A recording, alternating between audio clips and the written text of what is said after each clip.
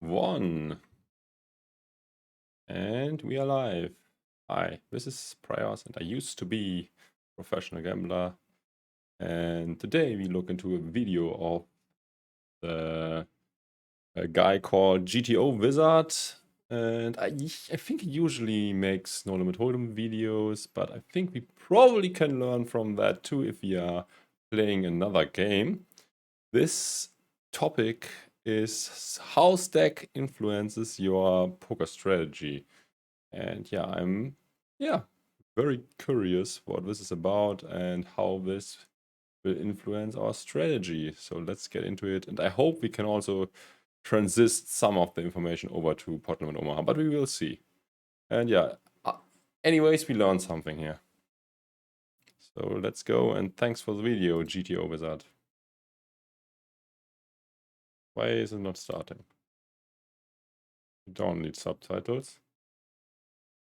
It's what the key metric to poker sorry strategy. for that. It influences how you evaluate. Today's lecture is about stack depth theory and how stack depth affects your strategy. Now, stack depth is a key metric to poker strategy. It influences how you evaluate hands. It influences the polarity of your betting ranges, optimal bet sizing. And the truth is that most players, myself included, don't really know how to adapt correctly to different SPRs. And when I'm talking about stack depth, I'm not necessarily talking about how much you buy in, and I'm not talking about how much money is on the table per se. What matters strategically is the stack to pot ratio, right? Yeah, so in the limp pot, even if you're not that deep, you have a high stack to pot ratio. I think that's what he said. So if your stack relative to the pot size is very huge, you have to have a very good hand in order to stack off, maybe even the nuts. So that's what he is claiming here, and it's true. Good video so far. How much money you have behind relative to the size of the pot. So the stack to pot ratio essentially influences everything about the evaluation of different hand classes and what types of strategies you should take. Now, I'm going to start with some fundamental definitions here, just so that everyone watching has an idea of what I'm going to be talking about later on. So SPR, it's the stack to pot ratio. Again, that's the money behind relative to the size of the pot. Nut potential is the strength of your hand when your draw completes. Just to make an example for SPR, if you have $1 left, $1 is in the pot, then the SPR would be 1. So you have 1 time the pot size left. Okay, continuing. Now, as we get deeper stacked, the value of the nut potential of a hand increases. That is to say, the value of hitting the nut flush becomes exponentially higher deep stacked than short stacked. And that should be obvious because there's more money that gets to go in later. And therefore, that draw will have higher implied odds. Now, implied odds, of course, are the value you expect to gain on future streets should you outdraw your opponent. And in contrast, we can talk about raw equity. That is to say, the strength of your hand if all players were to simply check down. It's important to understand these fundamentals because these are the main things that change strategically as the SPR changes, as the stack depth changes. So how does stack depth influence your strategy? Well, raw equity tends to become more important at low SPRs, whereas it becomes less important at high SPRs.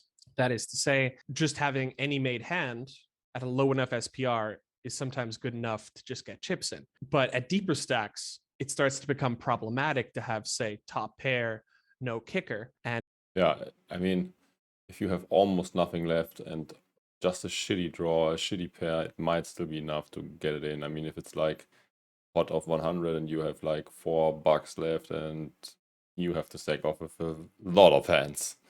End up paying off top pair better kicker as an example. Stack off ranges. So stack off ranges are essentially how wide or tight you can stack off over one or multiple bet sizes. And this is a function of the SPR. At shorter stacks, there's less money behind, and therefore, after all the money goes in, you're going to call wider compared to deeper stacks where the bet sizes have to be larger and larger, or there'll have to be more and more bets in order to get all the money in. And this is a concept I've talked about before, but essentially you stack off wider at low SPRs and you stack off tighter at high SPRs. And yes, this webinar is relevant to all formats. Generally, what I cover is even pot limit over. I guess it's not relevant for all limit games, but for all big bet games, I think. Going to be something that you can carry over to spins, MTTs, heads up, sit and goes, cash. I try and keep the theory relevant to most formats, although personally, I do specialize more in cash. But for the purpose of this lecture, you can apply it everywhere. So I think most guys watching this video probably also specialize for cash. At least I was a cash specialist. Never a huge tournament guy. We've talked about nut potential. That's how valuable your hand is should you make your draw. And nut potential becomes less valuable at short stacks because even if you do make your draw, there's only so much money that can go in afterwards. Whereas it becomes more valuable deeper stacked because, of course, your implied odds are higher. Now, implied odds are one of the things that changes the most, of course, at shorter stacks. Low implied odds. I mean, when not much money is left over, so you cannot win a lot on later streets. Makes sense. Yeah, nut potential becomes more valuable.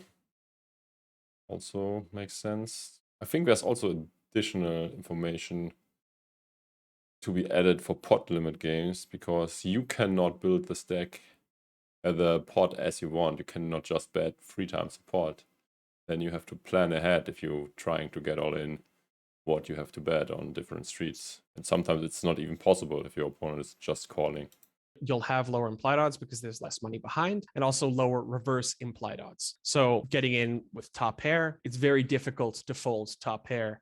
Reverse implied odds means when you hit and make the second best hand, but you still can't fold. At low SPRs. But deeper, as I said, top pair, no kicker can become more of a problem. And so there's higher implied odds for your draws, but also higher reverse implied odds. For example, if you hit your draw and they have a better draw, or if you hit a strong hand and they have a better strong hand. So that's why nut potential becomes a larger part of your decision, deeper stacked, and less important, shorter stacked. Lastly, the positional advantage tends to increase as stacks get deeper and decrease as stacks get shorter. It tends to increase with the log of the pot.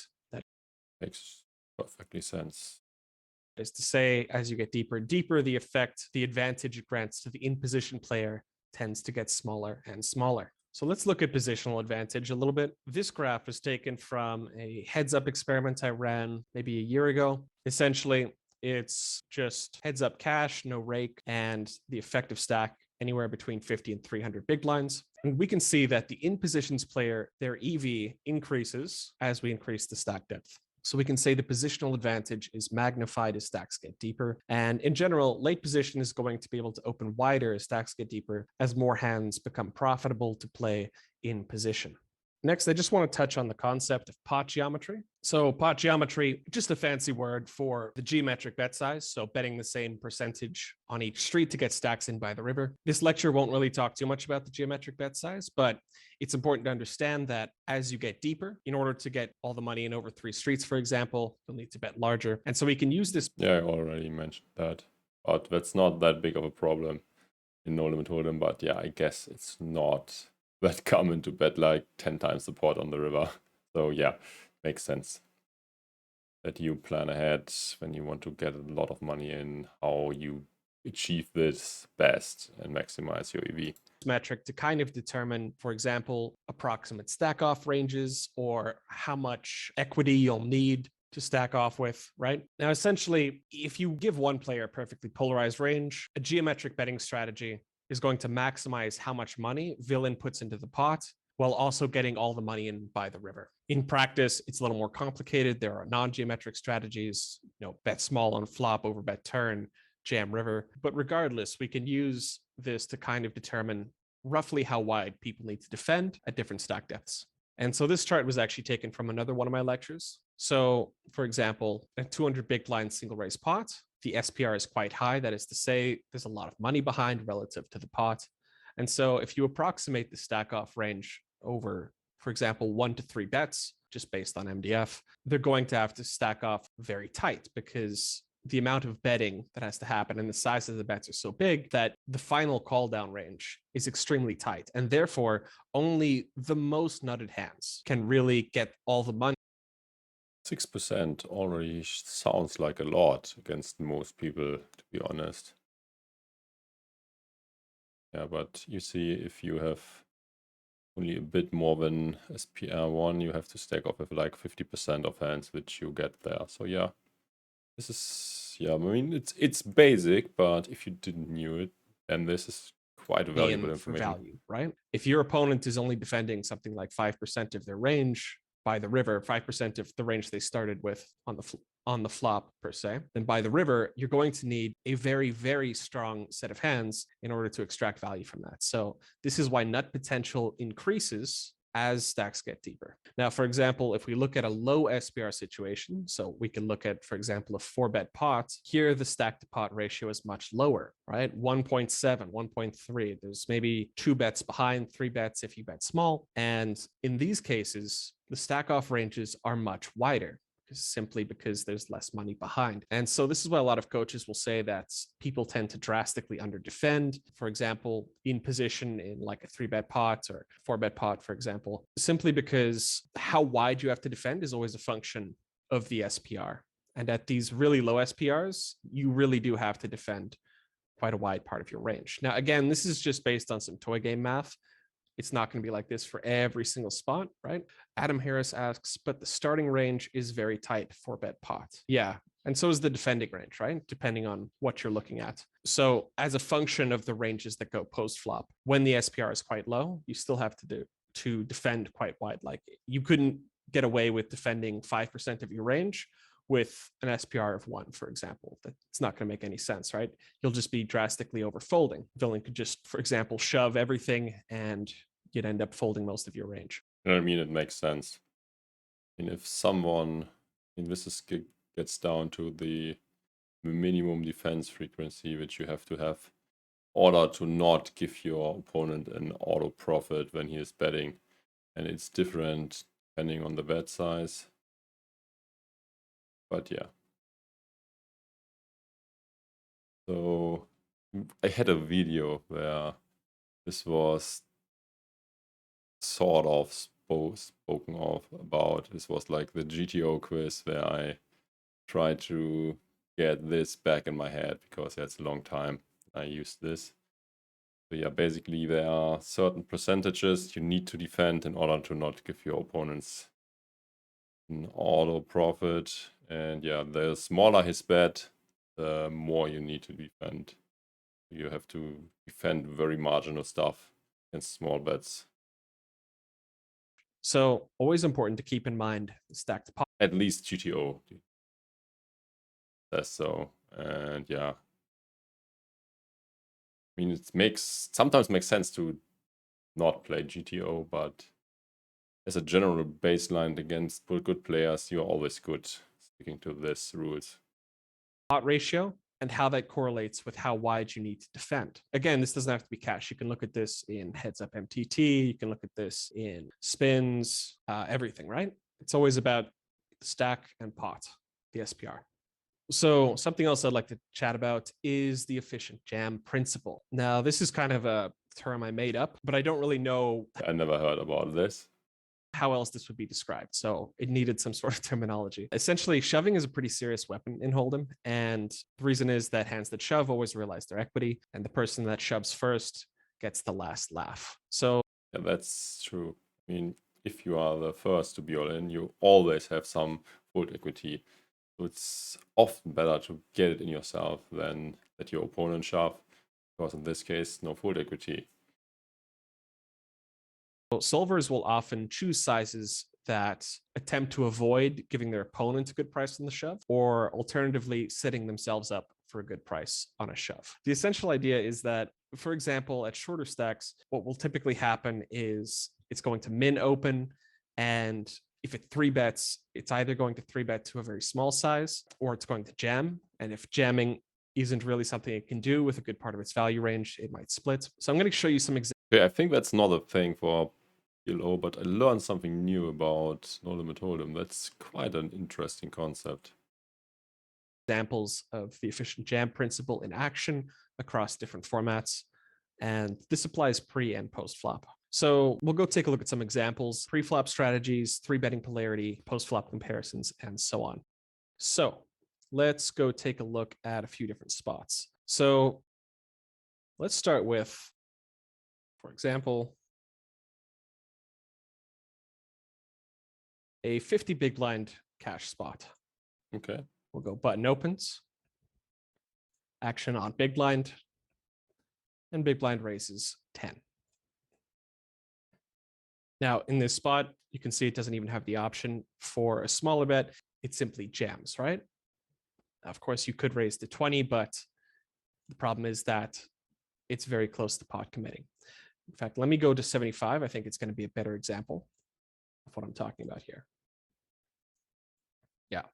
So 75 big blinds deep, button opens, big blind 3-bets, action on button. Now, something you'll notice is that at low SPRs, these premium hands tend to trap a lot more, and this is common to MTTs as well. But essentially, it's jamming with the more vulnerable part of its 4-betting range. For example, tens, jacks, ace queen, ace king.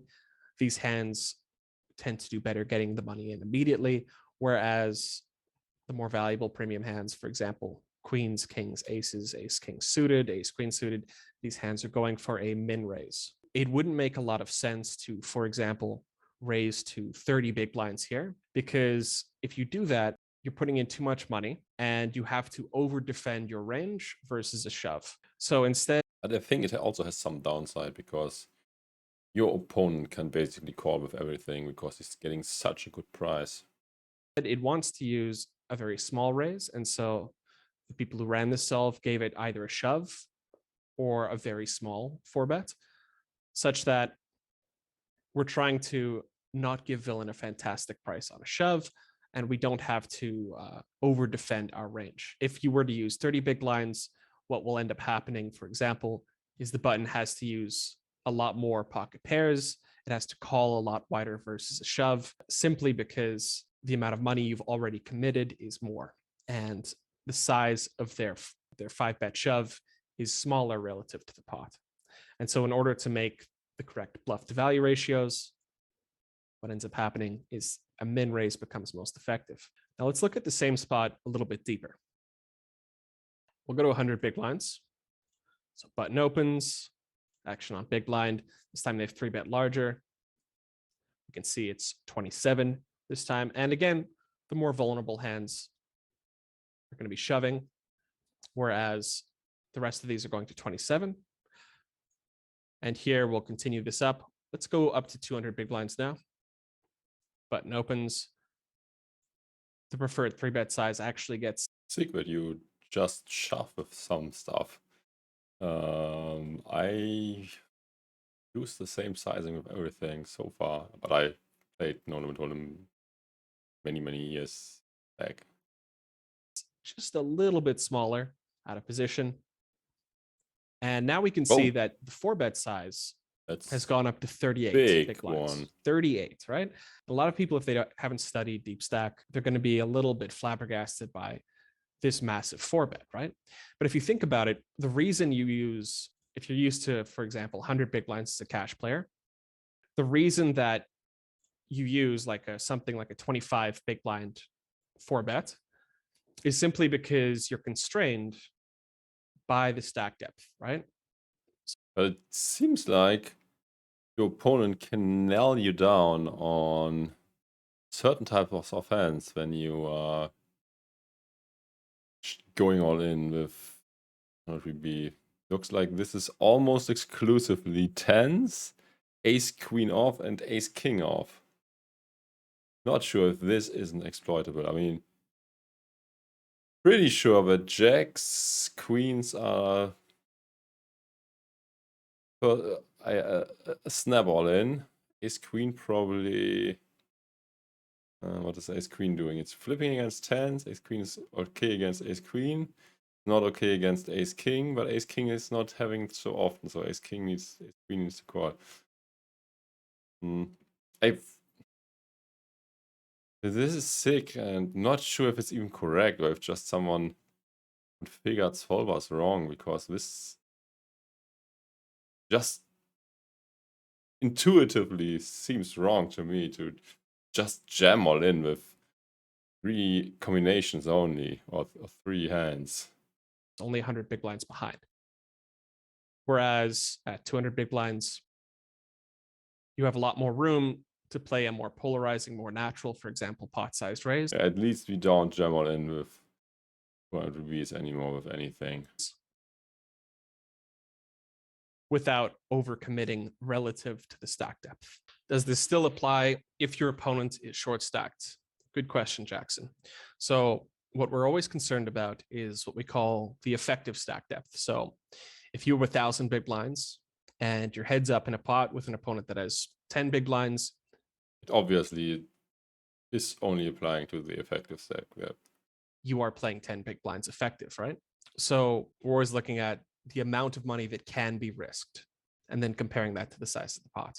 So let's go take a look at this one here. Something else, again, that is related to efficient jam principle is that in both cash and MTT and spins is that you tend to open smaller when the effective stack is lower. So for example, if cutoff opens,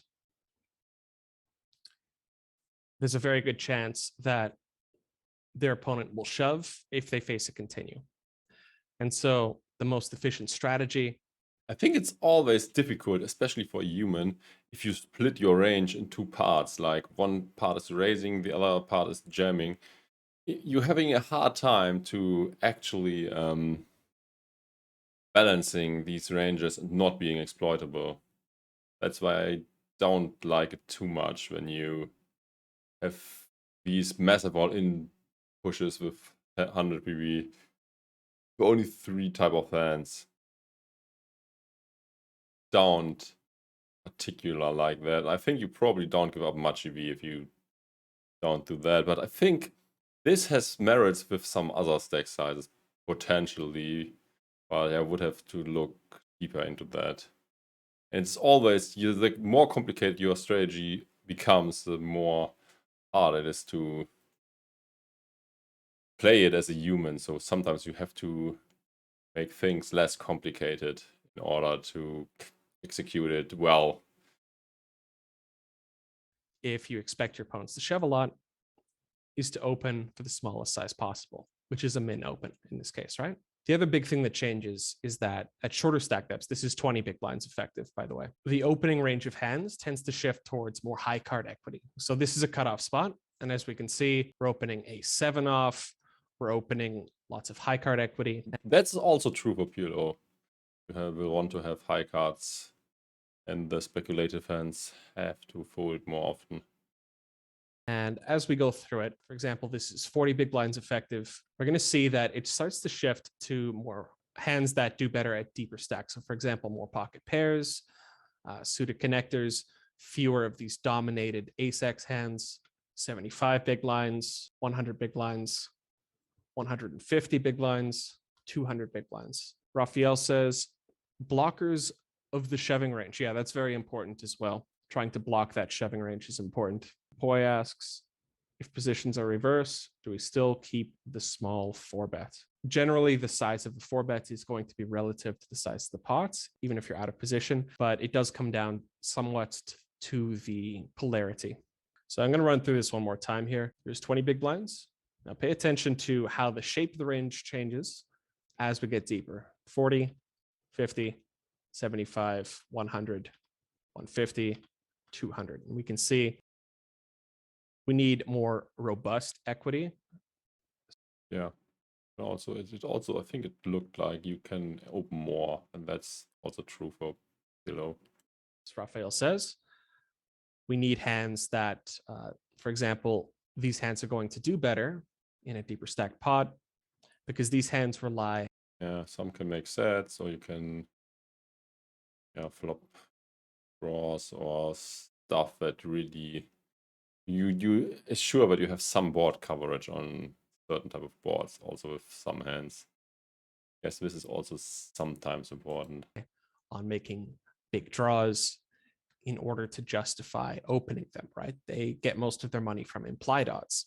Whereas, for example, ace 7 offsuit here, this hand mostly is going to make its money from just making top pair, right? You're not making any big draws with ace-7 offsuit. And so as you get deeper, you want to shift your range construction towards different types of hands. And something else to note is that the cutoff gets to open wider as we go deeper. For example, we went from 26 to 30, I think. And that's largely just because more hands are profitable to play in position. Joe asks, why is polarity more important deeper stacked? Is it because you can stack off wider, shorter stacked? Yeah, exactly. We'll get to that shortly, actually. So let's take a look at this spot next. Again, cash game. Now we're looking at post flop. And here we've got Queen Jack 5. And I've compared this spot button versus big blind from 20 to 200 big blinds deep. And something, I've got this here open in the equity distribution graph. Now, one thing to note is that the ranges do change. So as we get deeper, the equity distribution graph tends to get tighter and tighter simply because the ranges have changed. But something else that happens is that as we get deeper, we can start using overbets and start using a more polarized strategy. Here at 20 big blinds deep. That's also a key to really crush the no limit games, to have a good overbetting strategy. I remember back in the day when I played some big fish and we had like pot to stack ratio of like 30 or something on the river, and I just went all in and he snap called. It was like a board with like whatever 4, 5, 6, 7. So that an 8 is a straight, but I had 8, 9, so I had the nut straight, and I figured, okay, this guy probably calls with any straight, and I need to maximize my value, and I was just all in for 30 times support, and he snapped it off. So yeah, this is just a little anecdote. It's not going to make a whole lot of sense to start overbetting, right? The SPR is only 4. So typically in MTTs, in short stack. It's also, I mean, people are not used to facing overbets that often, and it's just very hard to adjust, and you put people in very uncomfortable situations. So yeah, having a good overbetting strategy has to be key.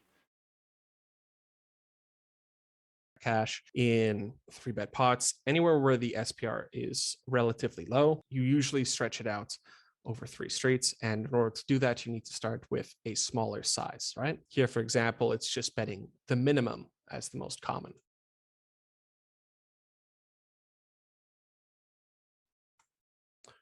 Now, as we start to get deeper and deeper, for example, this is 75, 100 big blinds. You can start to use a more polarizing overbet size on a flop like this, right? Raphael asks, we always focus on our nutted hands. They will want to stack off, right? Right. And so in a situation like this, you're going to have enough. I think it's a mistake to always focus on the nutted range. It's more important to know what the overbet bluffs are supposed to be, because yeah, everyone is able to figure out the hands that should overbet, just the very good ones. But for the bluffs, things are not that easy. Nutted hands on, for example, Queen Jack 5, that the button wants to get all the money in by the river.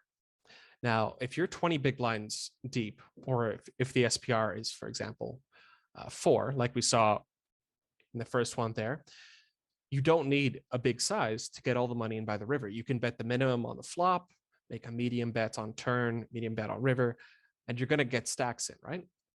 Whereas when the SPR gets deeper, well, a min bet's going to be a little bit harder to get it in. So I've talked about the mechanics of c-bet sizing in another one of my videos. I won't get too much into it here. But essentially, as you get deeper, there becomes more opportunity for large overbet sizes, large check raises, and more aggressive strategies.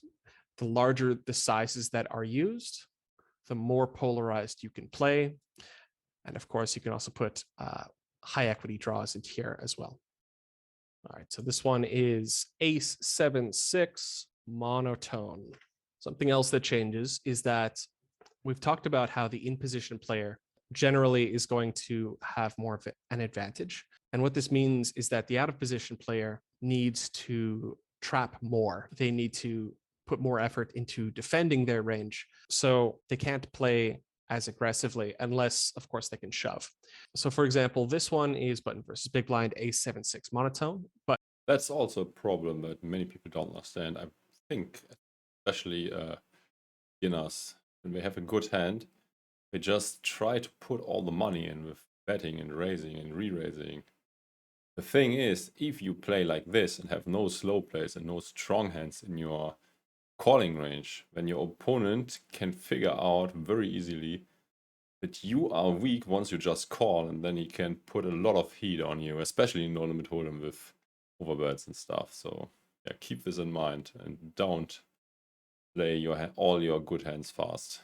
button has bet third pot. Action is on us. So here we're 20 big blinds effective, and it's raising 11.3%. But as we get deeper, it's going to raise less and less. So here's 40 big blinds, it's raising 8%, 50 big blinds, 7.6. This is not only a function that what he said, that you want to be more passive and defend better, but it's also a function of you need a better hand when you have more at risk.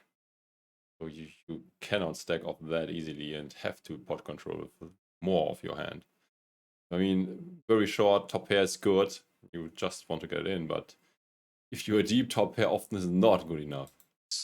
75 big blinds, it's raising 7.1, 100 big blinds, 150, 200 big blinds. And so we see this interesting pattern where big blind can check raise less frequently as we get deeper and deeper, because essentially their calling range needs to be able to defend against more pressure, right? Their calling range can essentially 200 big blinds deep can just face massive overbets over and over and over again. And so because it needs to defend against more pressure, I think he's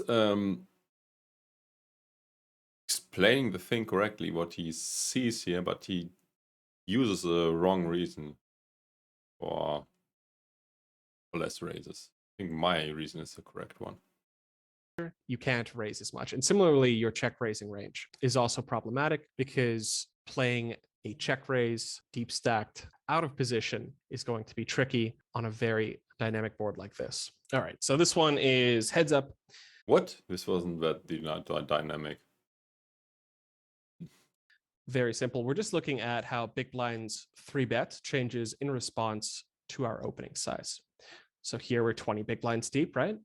And we can see the 20 big blinds deep, they can only open something like 72% of hands.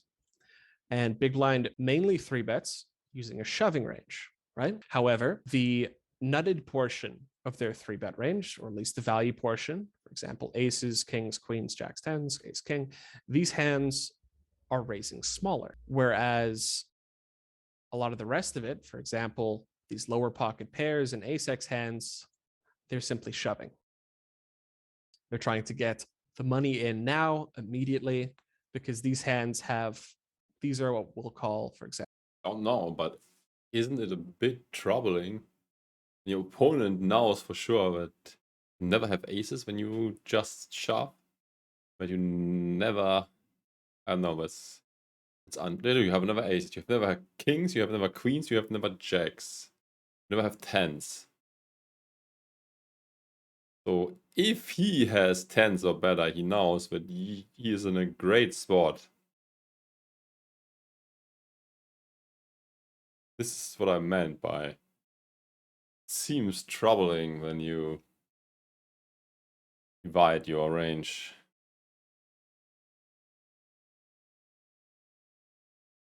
Not sure if this is the most accurate sim. But this is the GTOWizard, so he should know what he's talking about. Maybe someone else who has no limit hold'em sims or plays a lot of the game can comment here or somewhere. Let's see. Maybe we got some comments already. Nope. So just continuing. High raw equity hands, but hands with poor implied odds. So these hands, if they do 3-bet, would prefer to simply shove. Now, of course, it does need to balance it with different types of hands here as well. For example, ace-6 suited is shoving. And that's because these types of hands actually retain their equity reasonably well against the range of hands that call. Joe asks, should you lean towards stacking off with high equity draws when you were short stacked in an MTT, or would you rather check back in position to try and realize equity, 50 to 20 big blinds? Yeah, that's a great question, Joe. So typically you're going to want to check high equity draws if your opponent can shove and then push you off that draw. We see this a lot in, for example, cash game 4-bet pots or MTT situations where you're in that 20 to 30 mid-stack range and someone has bet reasonably large on the flop. You don't want, the worst possible situation is you bet, for example, a flush draw or a straight draw or a combo draw, your opponent shoves just over pot and now you don't have pot odds to call, right? That's the absolute worst situation.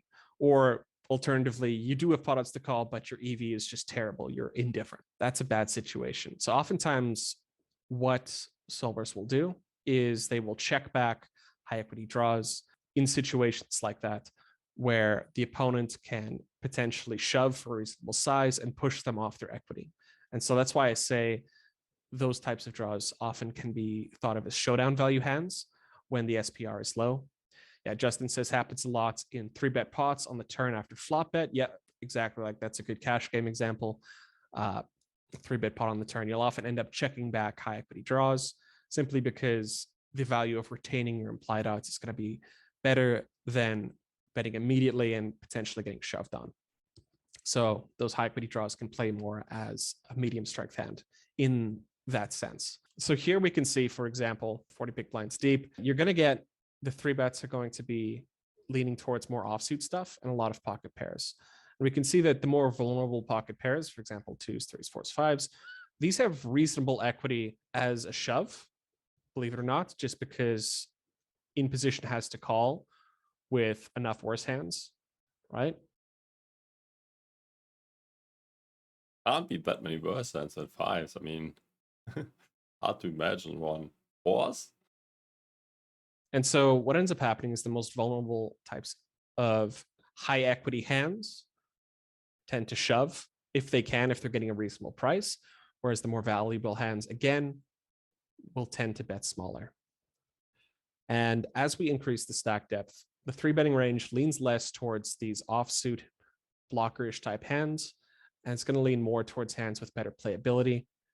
And we're going to... Okay, that's good information. So you, in No Limit Hold'em, if you 3-bet weakish type of hands, you want to do this with this blocker type offsuit garbage king 6 offsuit hands.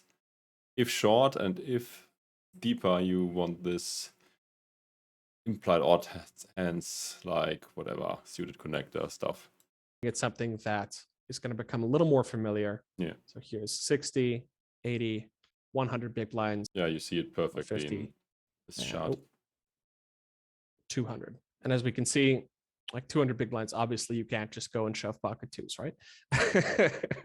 So what ends up happening is you lean more towards nutted hands and hands that can make high value draws. For example, these suited connectors, suited gappers, for example, and proportionally, you're going to get less of these offsuit hands in range, although they are still there at a frequency. Less hands dominates as well. Yeah, that's right. So let's talk a little bit about limping premiums. All right, so here we've got MTT spot. So we limp, but I think probably more in MTTs than in cash games. It is 10 big blinds effective, and it has folded to small blind. Now, a lot of people, when they reach, for example, 10 big blinds in an MTT, they're just going to shove or fold. And I'm not saying that's not a fine strategy. I think it's a fine strategy. You're probably not giving up too much. And yeah, it's always hard to split ranges, as explained 100 times already.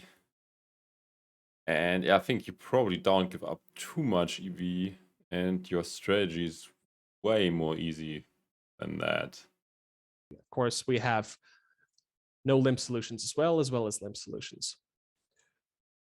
And so when it folds the small blind, we can see that, for example, even though it's not allowed to limp, it's still attempting to do something near the same strategy. That is to say, it wants to limp a polarized range containing some nutted hands some reasonable equity hands, and some trash. And if it is allowed to limp, small blind, again, their limping range is somewhat polarized towards these very high value hands and very low value hands. Right? Maybe that's easier to picture like this. The limping range contains high EV hands and low EV hands, whereas the opening range, the shoving range, is more condensed. And sometimes that can be a little confusing, like why would you polarize your slow plays and then depolarize your fast plays? And again, this just has to do with realizing your equity. And so, for example, I mean, ace king and ace queen ace also does not play too well if you don't hit. This could also be a reason. Ace 2 is going to do much better if it can realize all of its equity immediately, as opposed to, trying to draw. And again, if you limp here, what ends up happening is because you're depolarized. Yeah, I mean, you don't want to get shoved on with ace deuce, but you want to shove yourself. Yeah. He explained this before. It's always way better. You are the aggressor and you are the one all in and putting your opponent to the test and not the other way around. So ace deuce, it makes just from a rational standpoint, and if you think about it, perfectly sense to shove it, not limp or something. If you face a shove, you've got a very easy fold with the bottom of your range and a very easy call with the top of your range. Now, some people are like, okay, well, limp calling queen 7 suited seems insane. But again, guys, this is like blind versus blind. So ranges are ultra wide, right? Queen 7 suited seems insane. And this effect of limping premium hands, it extends further than just this. Yeah, you definitely, if you tournament player, you definitely need to study these charts hard, because I think you cannot know this intuitively. You will make tons of mistakes, either being way too tight or way too loose if you're not studying ICM and these sims. It's one wacky spot. So for example, here's button limping jacks through aces. Here's low jack doing the same thing. And as you can see, the limping range is still quite polarized. So let's take a look at maybe a deeper stacked spot. We could go to 30 big blinds here, for example. Always steep. And here it's going to stop limping, at least in early position. So why do we think this is? Alex asks, seems like solver prefers 3-betting hands pre-flop with more nutted qualities deep to have more polarization post-flop. Yeah, spot on, Alex. Very well said. Said it better than me. And so I think it's important that when you're deeper, you should be able to polarize better. So you want to be able to flop more nutted hands, more nutted draws, nutted qualities, as you say, in order to play a more polarized strategy deep stack. You don't want to be, for example. Yeah, it's also very important in PLO, if you are deeper, that you have the nutted draws, like the higher end of the straight draws and ace high flush draw. This is so much more valuable than the king high flush draw. Deep stacked with a whole bunch of top pair no kicker type of hands that just struggle to improve. Deep stacked, you want hands that can improve more effectively. Well, medium strength hands will often under-realize their equity. Nutted draws and hands with nut potential will over-realize their equity deep stacked. And so here's maybe another example. Here we have button open, big blind has 3-bet. And again, they 3-bet relatively small because it's only 30 big blinds effective. So they make it from 2 to 8. If this were deeper, you would see the big blind 3-bet much larger, but they don't want to give button a great price on a shove. So the hands that do 3-bet to a small size go here. So they 3-bet to 8.2. And as we can see, a lot of these premium nutted hands, queens, kings, aces, they're just calling, right? They're not shoving. And this could feel very strange, especially to cash game players. Like, why on earth are you calling with pocket queens here? But the truth is that your calling range, you could put more traps in there when you're shorter stacked. Whereas if we were much deeper, it's going to trap significantly less often.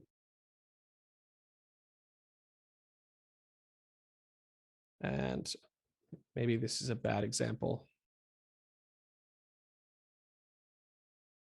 Now we can see the premium hands are 3-betting more often. And if you change this over to, for example, cash, where there's rake considered as well,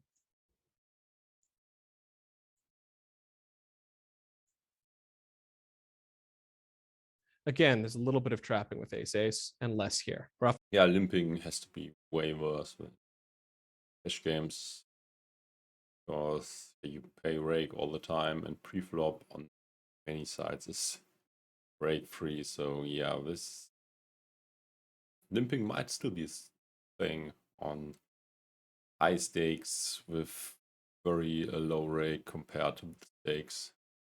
But yeah, some sides also now have rake in BBs, at least for PLO, and this is like extremely insane. So if you play like 501k, the rake is 1 BB every hand. Like GG makes a fucking killing, hitting 1k every hand. And they also have this rule that if once a pot is 3-bet, I think, it also take rake pre-flop. Fail says a lot of poker is about realizing and pushing equity. Very well said. Very well said. So what do I have here? Oh yeah, the deep stack triple barrel. This one's kind of a fun one. Deep stacked triple barrel math. So Ooh.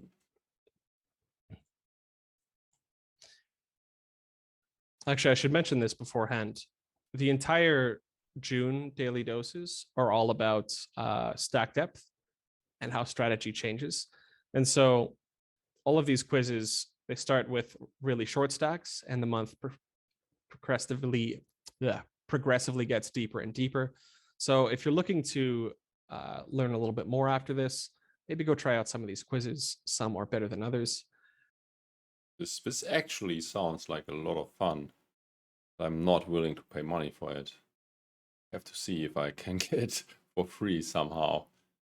Then maybe we make a stream about this. And you can test yourself a few different things. So here's the one I made for deep stack triple barrel math.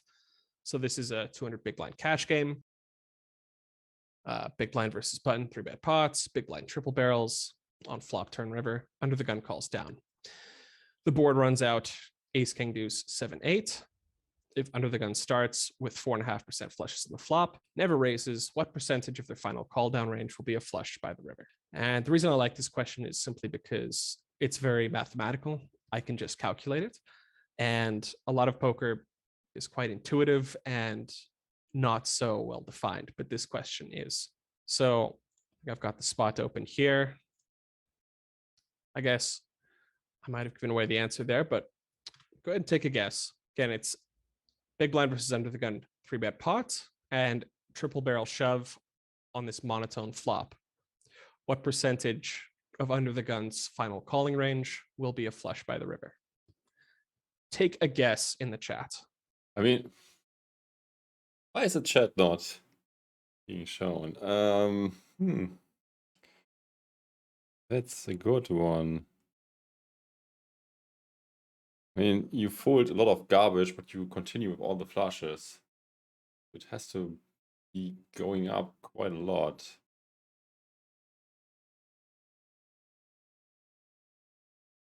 I say 35%. Or 25? It's not 10, I say. Let's go with Vicky 35. says 35%. Raphael's guessing 10. Someone else got a guess in there? 50%. 50%. Yeah, this one's kind of funky. So the way you'd solve this, the answer is 25%. The way you can solve this one is just by simply using MDF. So firstly, in position isn't really going to be raising a whole lot at any point throughout this tree. So they retain all of their flushes from flop to showdown. They started with 4.5%. And so the way to calculate this is just to calculate the minimum defense frequency on each street, multiply those out. So about 18% of their starting range. And so under the gun's final starting range is only 18%.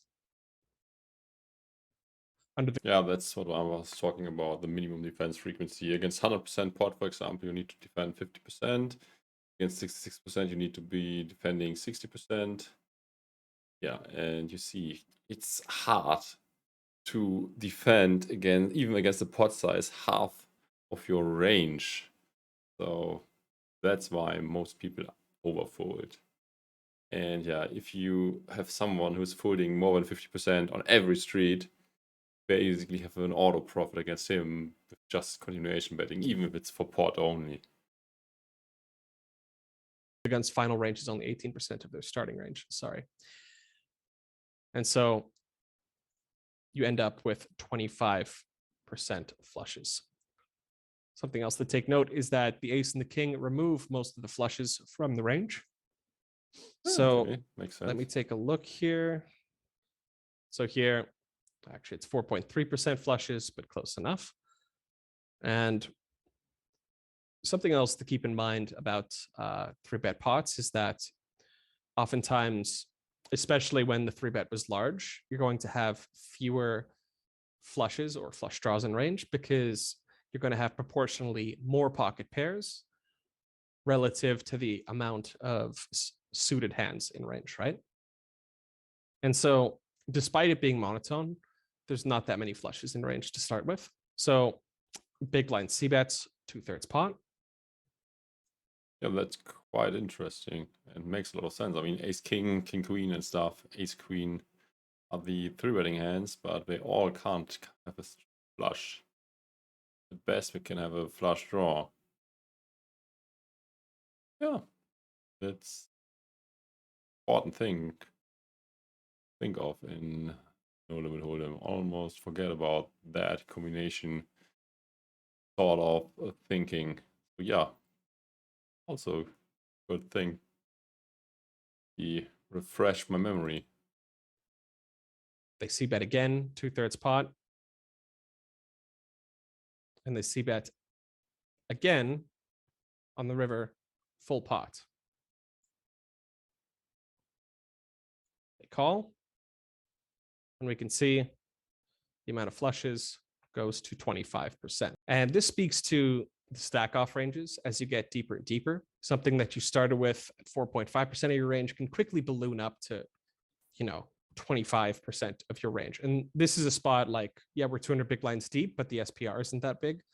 It's just 2/3 pot. Imagine what happens when it's overbet, overbet, overbet, check raise, shove, right? It's even tighter and a very small portion of your nutted hands becomes just a huge portion of the final calling range, simply because the amount of hands that need to defend against larger and larger sizes and more bets becomes less and less. That's why nut advantage becomes more important at deeper stack depths, because as a function of the hands that stack off, they become a larger and larger portion of the range because it gets tighter and tighter, right? You can start with, for example, 2% sets. And then if you're only calling 3% of your range, by the time all the money has gone in, that is to say 3% of your initial flop range, well, all of a sudden you're 2/3 sets by the time you stack off, right? So always keep in mind that the nut advantage is going to dictate sizing, polarity, and the implied odds of your nutted hands is going to increase drastically as the stacks get deeper. In conclusion, stack depth is a fundamental metric that drives your strategic incentives. The SPR influences how much money you can put in, which affects the value of implied odds, stack off ranges, nut potential, and the polarity of your betting ranges. In general, you're going to end up trapping more when stacks are shorter because it's very easy to get money in later. If you watched Wacko's coaching, his previous one, you'll have seen that, for example, in 3-bet pots, in position tends to slow play sets more often, simply because it's very easy to get the money in later. There's not a whole lot of incentive to shove now. Whereas at deeper stacks, those nutted hands need to build the pot. Similarly, in short stack MTT scenarios, a lot of the nutted hands will simply call a raise or they'll limp in, for example. And so another function of this is that your incentive to build the pot with nutted hands changes as stacks are short or deep. And the types of ranges you build, the polarity of those ranges change as stacks get shorter and deeper. Now, a lot of people, they'll just think about, for example, this hand has many possible draws, but they won't think about the nut potential of those draws. For example, if you have a combo draw that's either going to complete bottom straight or a baby flush, that is not a very, like, that hand maybe has a lot of outs to draw to. Yeah, outs can be tainted, or you might be drawing to the second best hand. This is very dangerous, he's right. And in PLO, this is even more true. Yeah, you have to discount your outs. And yeah, you have reverse implied odds with such a hand, but if you draw to the nuts, no reverse implied odds because you cannot be beat. A reasonable hand, but it's not super nutted, because if you get a flush, it's a baby flush. And if you get a straight, it's the bottom straight. And so there's a difference between how many outs your hand has to complete a draw and the nut potential of that hand. Similarly, as you get deep stacked, the things like set over set, for example, become much more problematic. People, they don't normally account for how much tighter the final stack off range gets as the SPR gets bigger and bigger. So the other main thing to keep in mind is that regardless if you're pre or post, what ends up happening is the solver is often going to use sizes that will try and allow it to get stacks in by the river if it has enough of a nut advantage. And at short stacks, that's not really an issue. If you're on the flop, you can often use just a minimum bet size in a low SPR situation, and then, you know, like a half pot bet turn and river. Or if you're pre-flop and the SPR is low enough, you can even just 3-bet shove, for example. Anyway, I think I'll wrap it up here, guys. Thank you all for coming. Yeah, it was informative. Yeah, no limit hold'em, almost all. I mean, he could have presented the last thing better, I think. Slides or something, because this was not that cool just jumping through the stuff. It was sometimes too quick, and it would be nice to see these things in comparison, or if he just showed data. So yeah, I think he could have done the last part better. Overall, still a good video. Yeah. Thanks for that. And yeah, also signing off. Thanks for watching. Let's me quickly see if someone is in the chat. No. And yeah, don't forget to also visit my second channel, Finance with Excel. If you're interested in money, investing, and cryptocurrency. Yeah, do all the healthy, good YouTube stuff. And yeah, bye until next time.